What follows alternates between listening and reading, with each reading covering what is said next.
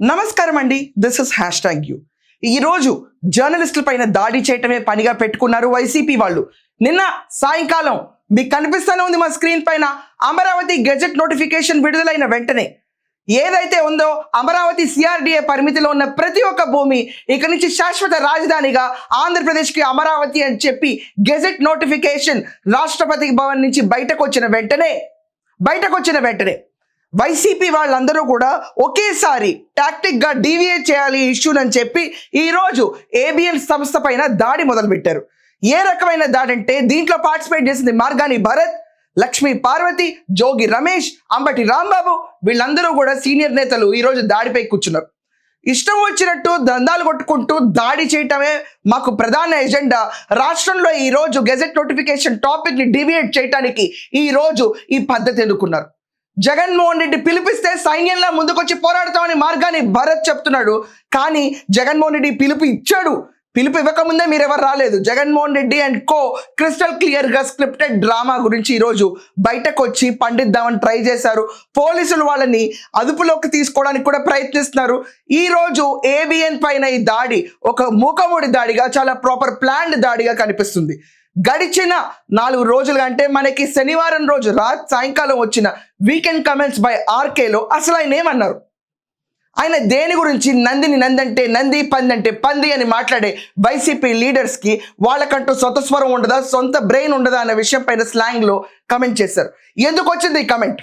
Jaganmohan Reddy floor of the హౌస్లో 30,000 ఎకరాలు సేకరిస్తే కనుక అమరావతికి సై అన్నాడు. అమరావతి రాజధానికి మేము ఓకే అని చెప్పి తీర్మానానికి ఒప్పుకున్నాడు. ఎన్నికల తర్వాత అప్పుడు వైసీపీ వాళ్ళు జై అమరావతి అన్నారు.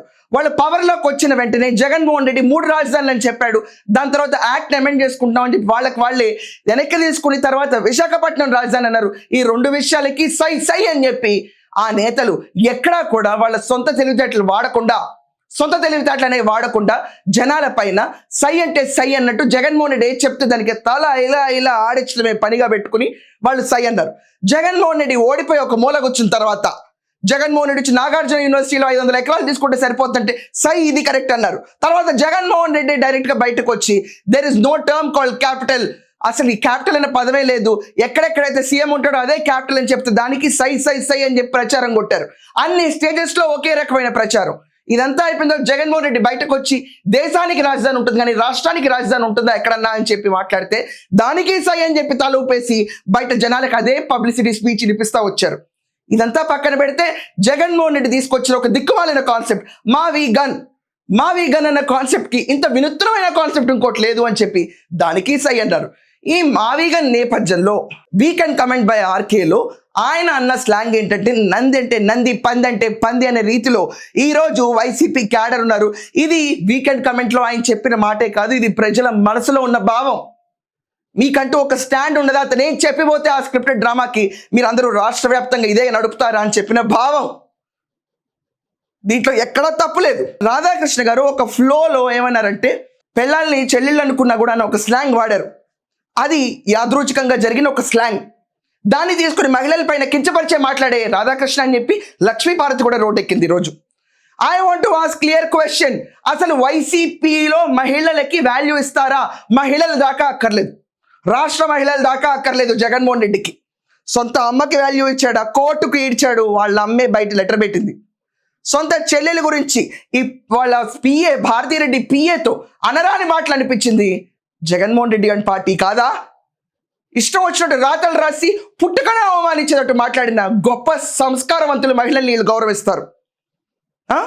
రంగనాయకమ్మ గారు ఒక సోషల్ మీడియా పోస్ట్ షేర్ చేస్తే అర్ధరాత్రి వచ్చి అరెస్ట్ చేసి తీసుకెళ్లిన మహిళా మద్దతులు వీళ్ళందరూ. జత్వానీనైతే 42 రోజులు పీరియడ్స్కి ప్యాడ్స్ కూడా ఇవ్వకుండా హింసించి వేధించిన మహిళలకి సపోర్ట్ ఉండే నేతలు వీళ్ళు. అమరావతి రైతులు ఇతన్ని నమ్మి ఓటేస్తే ఆ రోజు సై అన్న గొంతులన్నీ నందంటే నంది, పందంటే పంది అన్న వైసీపీ నేతలందరూ ఎక్కడికి వెళ్ళారు? ఆ మహిళల్ని ఇష్టం వచ్చినట్టు జాకెట్లు ఎట్టెళ్తున్నాయో తెలియదు, చీరలు ఎట్టెళ్తున్నాయో తెలియదు, బూట్ కాల్తో పొట్టమే తన్ని మహిళలకి ఎక్కడ లేని అవమానం చేసింది వైసీపీ అనుకో. వీళ్ళు ఈరోజు మహిళలకి సపోర్ట్గా నుంచుంటారంటే ఇంతకంటే బేష్ చరిత్ర ఎక్కడా కూడా ఇలాంటి దౌర్భాగ్యాన్ని చూస్తుండదు. వీళ్ళు మహిళలకి సపోర్టర్సా? నీకే మహిళల మీద సపోర్ట్ ఉంటే ముందెళ్ళి మీ చెల్లితో మాట్లాడు, మీ చెల్లితో బేష్ అనిపించుకో, సునీతారెడ్డి ఇష్యూలో బేష్ అనిపించుకో, బాబాయిని చంపింది ఎవరో బేష్ అనిపించుకో, అమరావతి రైతులు కాళ్ళు మొక్కో. ఈ రోజు నువ్వు చెప్తున్న మావి గన్లో 75-80% అంతా చంద్రబాబు నాయుడు గారు చెప్పిన ఏపీ సిఆర్డిఏ ప్లాన్ని మావి గన్ అంట. మావి గన్. ఈ మావి గన్ని వ్యతిరేకించిన ఒక జర్నలిస్ట్, ఒక సంస్థ ఏబిఎన్ పైన ఈ దాడి న్యాయమా? కొంచెం ఘాటుగా రెస్పాండ్ అయితే నిన్న గెజెట్ నోటిఫికేషన్ రిలీజ్ అయిన వెంటనే ఏబిఎన్ పైన దాడి చేయాలి అని చెప్పి వీళ్ళందరూ బయటకు రావటం సబబా? జగన్మోహన్ రెడ్డి నిన్న సాయంకాలమే ఆంధ్రప్రదేశ్లో అడుగు పెట్టాడు. ఈ రోజు పొద్దున్నే ఏబిఎన్ పైన దాడి ఎంత స్క్రిప్టెడ్గా కనిపిస్తుందో ప్రతి ఒక్కరు చూస్తూనే ఉన్నారు.